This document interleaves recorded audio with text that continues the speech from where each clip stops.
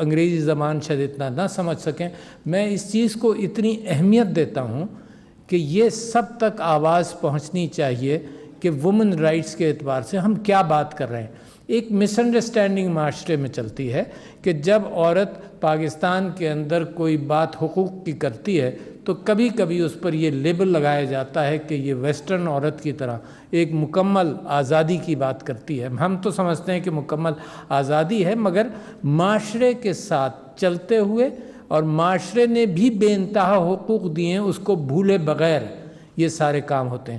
تو کوئی کنفرنٹیشن ہے نہیں، مگر کبھی کبھی جو پاکستان میں ہم نے سڑکوں پر دیکھا تو ایک طرف لیفٹ کی خواتین تھیں، ایک طرف رائٹ کی خواتین تھیں، اور جب ان کے ایشوز کو میں نے دیکھا اور پھر میں نے یہاں پر خواتین کے سارے سیگمنٹس کو بلایا، ڈاکٹر مزاری بھی اس میں موجود تھیں، اس کے اندر جو 99% ایشو سے عورت کے ساتھ تھا اور ہمارے مسلمانوں کے ٹریڈیشنز کے ساتھ اس کا تعلق تھا۔ تو جب یہ بات کروں تو مجھے یہ بھی دیکھنا پڑتا ہے، اور میں آپ سے کہوں کہ ہر پہیے کو ہمیں چلانا پڑے گا۔ یہ جن پہیوں کا یہاں ذکر ہوا اس کے اندر میں ایک اور پہیہ آپ کے نظر میں ڈالتا ہوں کہ عورت کے ساتھ فریکوینٹ پریگننسی، جو میل نیوٹریشن کا اثر ہوتا ہے، جس کے اندر بریسٹ فیڈنگ کی کمی کی وجہ سے عورت بھی جو 6 مہینے کی بریسٹ فیڈنگ ہے، قرآن کہتا ہے کہ بریسٹ فیڈنگ عورت کو 2 سال تک کرنی ہے۔ اب تو صحت والے حضرات جو ریکمنڈیشن کرتے ہیں وہ کہ 6 مہینے تک بچے کو صرف ماں کا دودھ پلایا جائے، پانی اور کوئی غذا دی نہ جائے۔ تو وہاں سے عورت کی صحت، اس کی اپنی میل نیوٹریشن اور بچے کی میل نیوٹریشن کا سد باب شروع ہوتا ہے۔ اب جب میل نیوٹریشن ہے، عورت کی فریکوینٹ پریگننسیز ہیں، وہاں سے اس کی کمزوریاں بھی شروع ہوتی ہیں۔ تو لہٰذا یہ 6 مہینے کا جو میں آپ سے بات کر رہا ہوں، یہ بائی اٹ سیلف عورت اوولیٹ نہیں کرتی اور پریگننٹ نہیں ہوگی۔ تو لہٰذا وہاں سے ہم بات کرنا شروع کریں۔ پھر بچوں کی سٹنٹنگ کے اعتبار سے پرائم منسٹر صاحب نے پہلی اوکیزن پر یہ بات کی۔ یہ چیزیں ان سب کا نیونیٹل مورٹیلٹی اور عورت کی میل نیوٹریشن کا بڑا قریبی لنک ہے، جس کے اندر میں سمجھتا ہوں یقیناً عورت اس کو ہینڈل کرے گی۔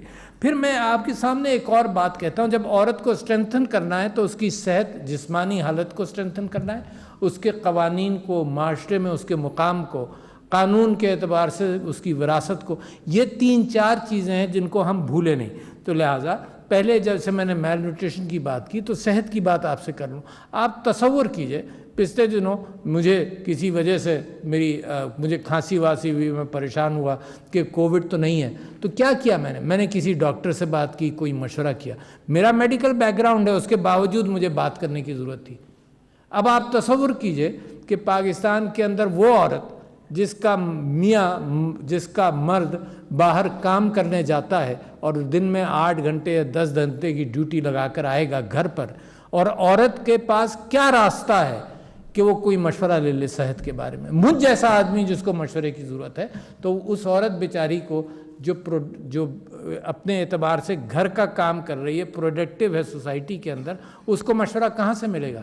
تو میں سمجھتا ہوں کہ یہ بے انتہا ضروری چیزیں ہیں کہ جب عورت کی صحت کا آپ خیال نہیں رکھیں گے تو وہ معاشرے کی میں ایک طرف ہوتی چلی جائے گی، بچوں کی وجہ سے ہوتی چلی جائے گی۔ یقیناً اس کا رائٹ ہے، ہمارے معاشرے کی خوشی ہے کہ وہ بچے پیدا کرتی ہے، مگر ایسا نہ ہو کہ ساری سیکوینس کے اندر اس کی صحت اتنی خراب ہو جائے کہ وہ معاشرے کے اندر پروڈکٹیو نہیں رہے۔ تو میں آپ کے سامنے یہ کہتا ہوں کہ میں پش کر رہا ہوں منسٹری آف ہیلتھ کو کہ ٹیلی ہیلتھ کو عام کیا جائے۔ ٹیلی ہیلتھ کا مطلب یہ ہے کہ کوئی عورت جو نکل نہ سکتی ہو، دیکھو تصور اس کا عورت کے ذریعے کریں، غربا کے ذریعے ضرور کریں، مفلسوں کے ذریعے ضرور کریں، مگر عورت کے ذریعے زیادہ کریں، کیونکہ معاشرے کے اندر وہ ایک پسے ہوئے طبقے کے اعتبار سے آتی ہے۔ تو کم سے کم جیسے 1099 کا میں آپ کو مبارکباد دیتا ہوں کہ آپ نے ایک ایشو وائلنس کے اعتبار سے شروع کیا، میں اس کو سمجھتا ہوں اتنا ہی آسان۔ آپ خودکشیوں دیکھتے ہیں، روزانہ کی خبر ہوتی ہے کہ ایک عورت نے اپنے بچوں کے ساتھ خودکشی کر لی، یہ سٹریس کا ایلیمنٹ ہے، تو کیوں نہ اس کو یہ سہولت فراہم کی جائے کہ وہ ٹیلی فون اٹھا کر مفت کال کر کے کسی سے مشورہ لے لے۔ بڑی اہم بات آپ کے سامنے کر رہا ہوں، پاکستان کے اندر پاکستان کے اندر اس بات کا امکان نہیں ہوگا اگلے 5-6 سال کے اندر کہ ہر مرد و زن جو ہے وہ ڈاکٹر کے پاس فوراً پہنچ جائے اور اس کا علاج ہو. تو لہٰذا ہم پاکستان کے اعتبار سے اپنے دماغوں کو ہم تیز کریں کہ کیا چیزیں ہم بڑے سستے انداز سے کر سکتے ہیں. اسی لیے میں نے سٹریس کا بھی ذکر کیا کہ جنرل فگرز یہ ہیں کہ 40% سٹریس معاشرے میں ہے. پاکستان میں بھی وہ فگرز صحیح ہیں. کہیں مشورہ تو کر لے. یہ ٹابو کا ذکر کیا کسی نے, آپ کو واقف ہونا چاہیے. میں آپ سے کہتا ہوں کہ ٹاپو کے نام سے ہوائین لفظ تھا جس کے اندر کسی چیز کی بات نہیں کی جا سکتی تھی, تو وہ ہوائی سے ٹاپو آیا اور ٹابو بن گیا. تو ہمارے ہاں بھی بہت چیزوں کی بات نہیں ہوتی, اور اسی وجہ سے نہیں ہوتی کہ کم سے کم معاشرہ اور کلچر چیزوں کو روکتا ہے. اچھا, اب آپ ذہن میں سوچئے کہ ایک تو میرا مذہب کی ہدایات ہیں اور ایک میرا کلچر ہے. اچھا, اور کلچر نے مذہب کی ہدایات کی بھی نفی کر دی. اگر آپ وراثت کے قانون کو دیکھیں تو پاکستان کے مسلمانوں کے ہاں قرآن کے اندر سورہ نساء کے اندر وراثت ڈسکرائب ہوئی چھوٹے چھوٹے پروپورشنز کے اعتبار سے.